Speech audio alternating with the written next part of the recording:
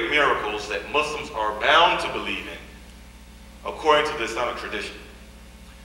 So this is how we see Christ, as a person that came to the children of Israel at his time to tell them about the message of one God, to help purify their religion, to help add certain things back to their religion that the people forgot or took out intentionally, and took certain things out of the practice of the children of Israel, that which had been added in by men that was not the pure practice of religion.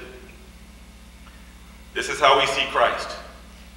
However, where we differ at, and this is significant, especially with our timing, that yesterday was Easter Sunday.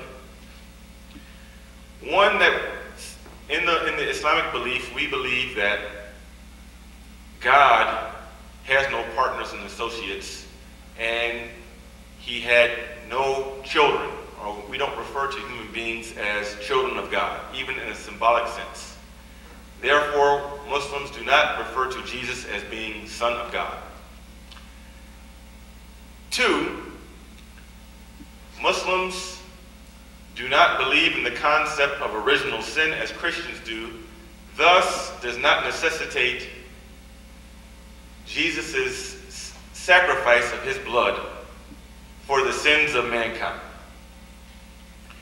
We are told in the Quran that the children of Israel bragged or boasted about killing the Messiah, the son of Mary. And God says, according to the Quran, that he died not on the cross, but it was only a likeness of him.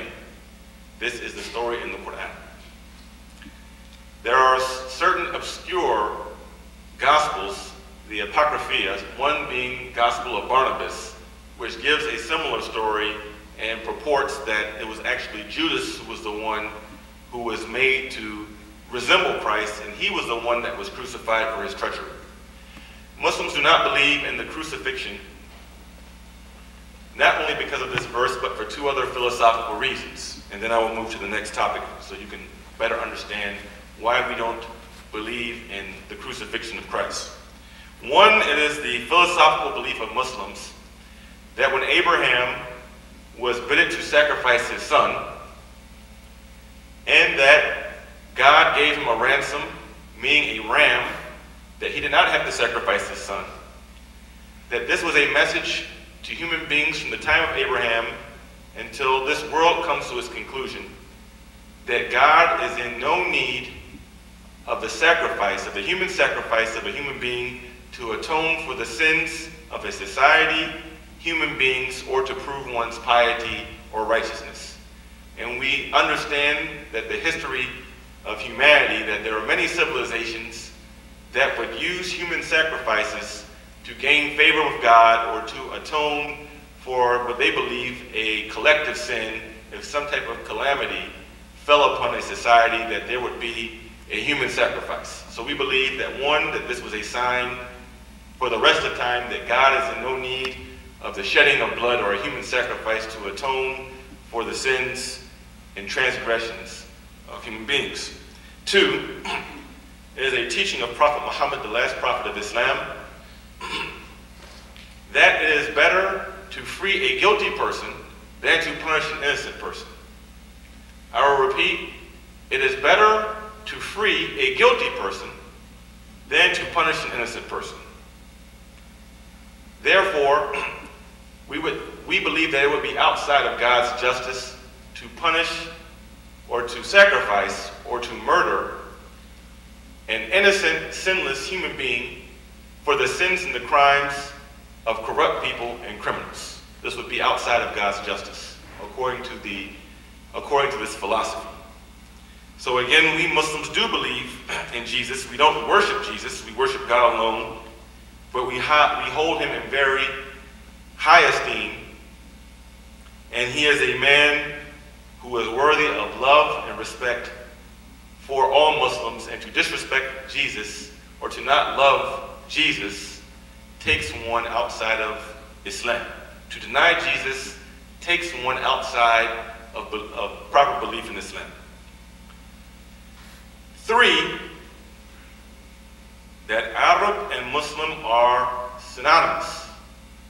Many times we hear in the news the Arabs and the Muslims, or the Arab world and the Muslim world. Let me give you some information about the demographics of the Muslim community internationally and domestically. And out of the 1.5 billion Muslims who walk the face of this earth, approximately 1 out of every 5 people on this earth is a Muslim. The largest Muslim country on the face of this earth is Indonesia, which is in Southeastern Asia. The second largest concentration of Muslims on this earth is in a non-Muslim country. It is in India. And the next 2 largest countries are also in the Indian subcontinent in South Asia, are Pakistan and Bangladesh. There are as many Muslims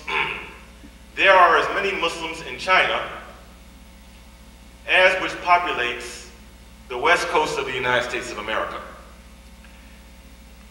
On the African continent, not just North Africa, but on the African total subcontinent, including sub-Saharan Africa, Islam is the largest religion in Africa and the fastest growing religion on the continent of Africa. Iran, which is a very large Muslim country, is in fact, Iranians are not Arabs. Iranians are not Arabs. Most Iranians do not speak Arabic. Iranians are Persians. They do not speak Arabic for the most part. Although there are some Arabic words that have blended in to their language, into the Persian language. So Arabs are actually a minority within the Muslim world. Around 15% of the world's Muslim population are Arabs. Now, in the Arab world, there are, and have always been, since the generations after Christ, there have always been Christians that are Arab. I mean, Jesus was born in Palestine. He was born in Bethlehem. So there have always been Arab Christians in Syria, Jordan, Iraq, Egypt, Sudan, Syria. All through these areas, there have always been Christians. Now, in the United States of America, approximately 70% of the Arabs in the United States of America are Christians. They are not Muslims. And they didn't accept Christianity when they came to America. When they left the Middle East, they were Christians, just as they are Christians now. 70%. In the state of Michigan, 58% of the Arabs are Christians. They are not Muslims. And if you were to look at the demographics, there are different statistics. But you would see that the largest population of Muslims in America are basically tied between South Asians coming from Bangladesh, India, Pakistan, and Sri Lanka, and African Americans. In the United States of America, whether you realize it or not, there are approximately 2 million African American Muslims in the United States of America. 2 million African Americans that identify themselves as being Muslim. And also, let me say that all issues that are important in the Arab world relating to Arab nationalism are not interests of the global Muslim diaspora. And in fact, some of those interests, or many of those interests, to a degree, are contrary to Islamic teachings. I would also like to say, in regards to this situation between the Arabs and the Muslims,